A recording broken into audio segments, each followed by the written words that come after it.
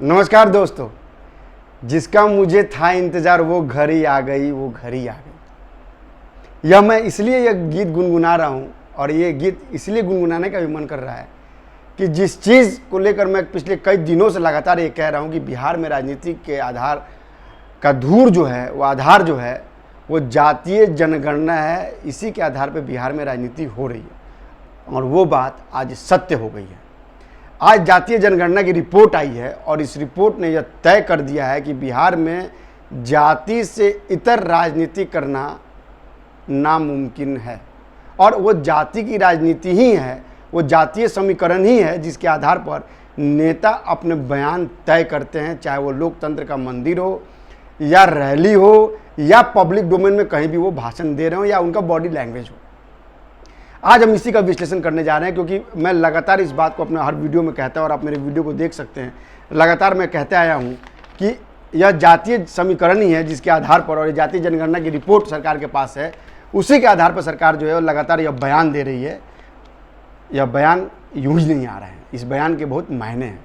आज हम इसी पर डिटेल चर्चा करेंगे, हम पूरा विश्लेषण करेंगे। हम आपको बताएंगे कि इस जाति का कितना परसेंटेज बिहार में है, उसका क्या असर होगा, उसके राजनीतिक मायने क्या हैं, वो क्या करने जा रही है और वो क्या कर सकती है, मौजूदा उसका क्या प्लान है, ये पूरी तरह आपको आज क्लियर हो जाएगा। आप इस वीडियो को लगातार देखते रहिए क्योंकि आपने यह वीडियो अंतिम तक नहीं देखा तो आपको ये फिर क्लियर नहीं होगा, क्योंकि यह विश्लेषण बार बार नहीं हो सकता। और यह विश्लेषण मैं लगातार पिछले कई दिनों से कह रहा हूँ और मेरे लिए तो यह मौका है आपको बताने के लिए कि जो मैंने कहा, जो आपके न्यूज़ गुरु ने कहा था, ठीक वैसे ही चीज़ें हो रही हैं। और आप देखिए, आपको मैं बता रहा हूं कि क्या क्या घटनाएं हो रही हैं इस जातीय जनगणना के पहले, बाद और क्या होने वाली है। सबसे पहले मैं आपको बताया तो रिपोर्ट में क्या क्या है, ताकि आपको यह समझ में आ जाए कि जातीय जनगणना में किसकी संख्या कितनी है। बिहार की आबादी जो है वो 13 करोड़ से अधिक है जनगणना की रिपोर्ट के आंकड़ों के अनुसार। अत्यंत पिछड़ा वर्ग यानी ईबीसी यानी एक्सट्रीम बैकवर्ड क्लास 36.01% टोटल है। अन्य पिछड़ा वर्ग यानी ओबीसी 27%, ध्यान रखिएगा। अनुसूचित जाति यानी शेड्यूल कास्ट 19.65%। यह जो ईबीसी और हम लोग जोड़ रहे हैं यह उसी में आता है। अनुसूचित जनजाति एसटी यानी शेड्यूल ट्राइब की जो जनसंख्या है वो 1.68% है। ऊंची जातियां जो है वो सिर्फ 15.52%, जिनको सवर्ण कहते हैं, उनकी संख्या है। पिछड़े वर्ग यादवों की आबादी जो है, अब इसमें से आज जो ओबीसी की हम लोग बात कर रहे थे, जो 27% की बात हम लोग कर रहे थे ओबीसी में, उसमें क्या है, जो यादवों की संख्या है वो 14.26% है। कुशवाहा 4.27%, कुर्मी 2.87%। इसके अलावा जिन जातियों का परसेंटेज है उनके हिसाब से मुसहर जो है वो 3% हैं। यादव जो है बता दिया आपको 14.26% है। कुशवाहा 4.27% बताया आपको। चंद्रवंशी 1.64%, धानुक 2.13%, धोबी 0.83%, नाई 1.59%, नोनिया 1.91%, कुम्हार 1.40%, पासी जिनको पासवान कहते हैं और जिनके ताकतवर नेता रामविलास पासवान रहे, उनके बेटा चिराग पासवान है, उनके भाई नेता हैं। इसके बाद इनकी परसेंटेज है 0.98%। बढ़ई का जो परसेंटेज है वो 1.43% है। लोहार की जो है वो 0.15% है। सोनार 0.68% है। हलवाई 0.60% है। अघोरी 0.69% है। अद्राखी 0.02% है। अब्दाल 0.008% है। अमाद 0.2% है। असुर 0.59% है। अवध बनिया जो है 0.3% है। मुस्लिम दर्जी जो है वो 0.25% है। अब जरा हम आगे बढ़े, हम हिंदू धर्म वाइज भी आएंगे, लेकिन उसके पहले जरा हम लोग देख लें कि बाकी की क्या है। तो यह है कि बिहार की टॉप 10 जातियां कौन सी हैं। यादव 14.266% इनकी संख्या हो गई, 1,86,50,119। दुसाध धारी धरई 5.311%, इसमें 59,43,000 इनकी जनसंख्या होगी। मोची चमार रविदास 5.225% है। 68,69,664 इनकी संख्या हो गई। कुशवाहा 4.2120% यानी 4.2120% है।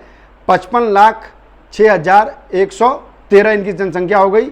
शेख 3.88% है यानी 49,95,897 इनकी जनसंख्या हो गई। मोमिन 3.5450 हैं, इनकी संख्या हो गई 46,34,245।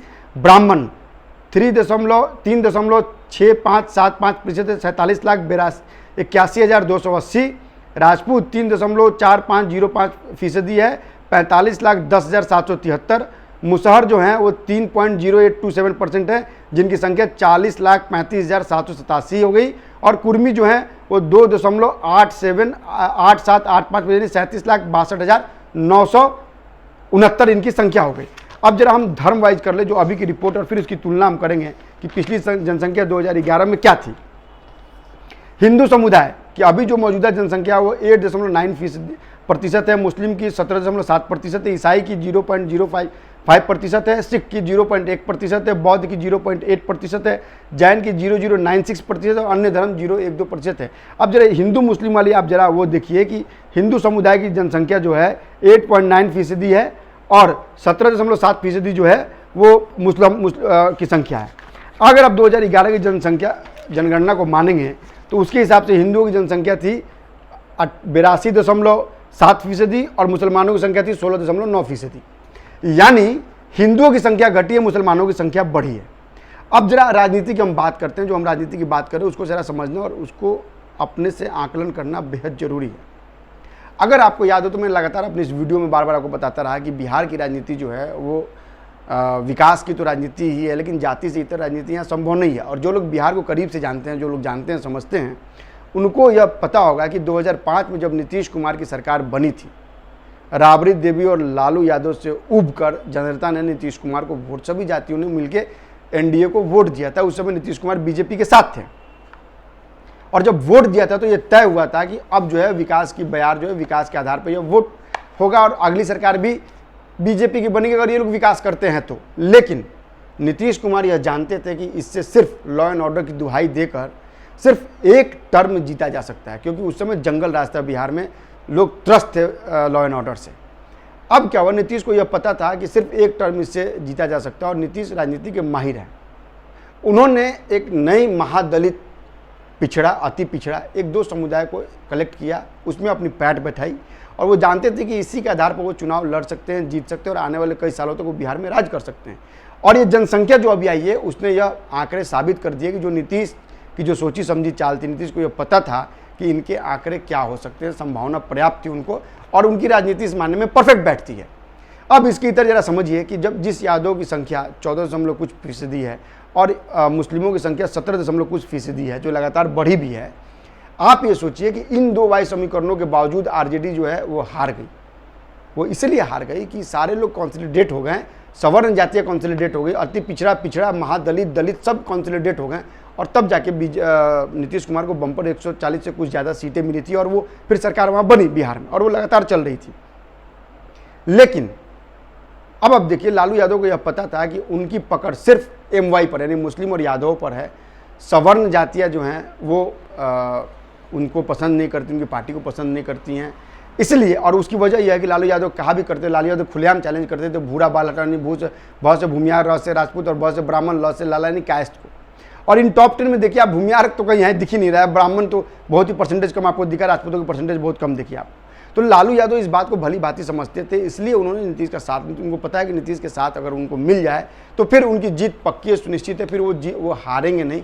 हालांकि उन्होंने एक बार इसके पहले वाले विधानसभा चुनाव में कोशिश की थी, लगातार जो है वो आरजेडी को इसका फायदा हुआ या आरजेडी जानती है कि नीतीश के साथ आने पर उसको फायदा हुआ और वो पार्टी जो है वो जिंदा हो गई एक तरह से। 2015 में आपको याद होगा मोहन भागवत जी ने वो आरक्षण पर बयान नहीं दिया होता तो शायद आरजेडी जो है मरनासन भी थी और आरजेडी खत्म हो जाती पार्टी वो, लेकिन वो बयान उनके लिए जो है वो रामबाण साबित हुआ और आज देखिए वो राजनीति कहाँ से कहाँ जा रही है। अब आइए आप जरा इनके बयानों को देखते हैं। कोई कह रहा है कि 85 बनाम 15 का नहीं, यह एक विकास के रास्ते का मार्ग नया खुलेगा।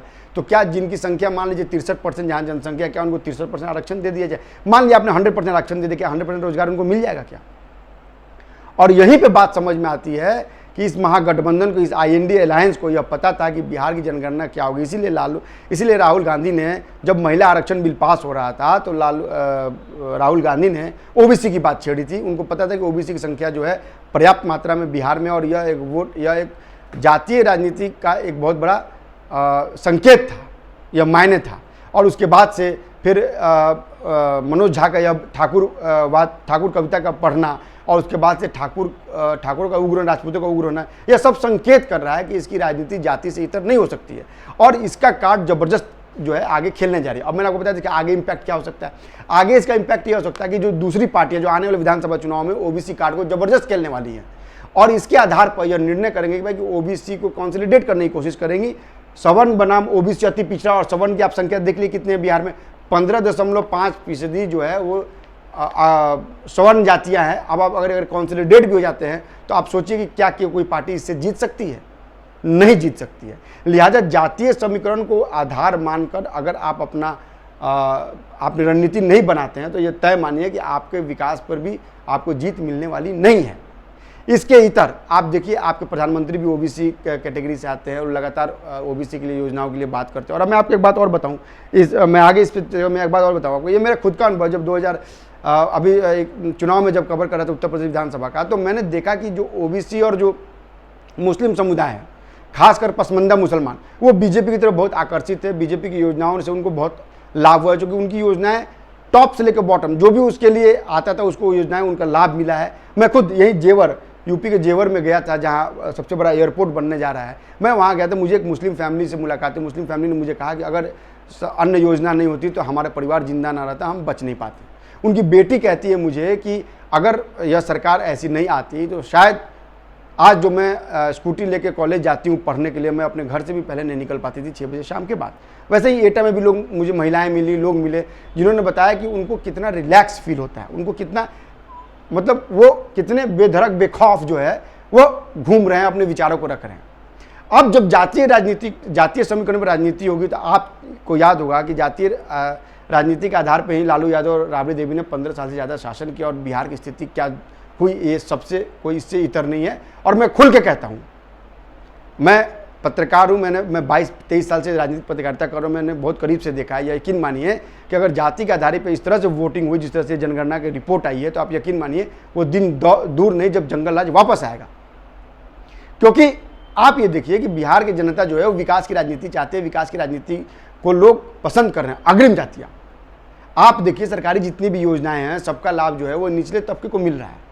और यही वजह है कि जनगणना जब से की रिपोर्ट जब से बिहार सरकार बहुत एग्रेसिवली करा रही थी, इसकी बड़ी वजह यही थी।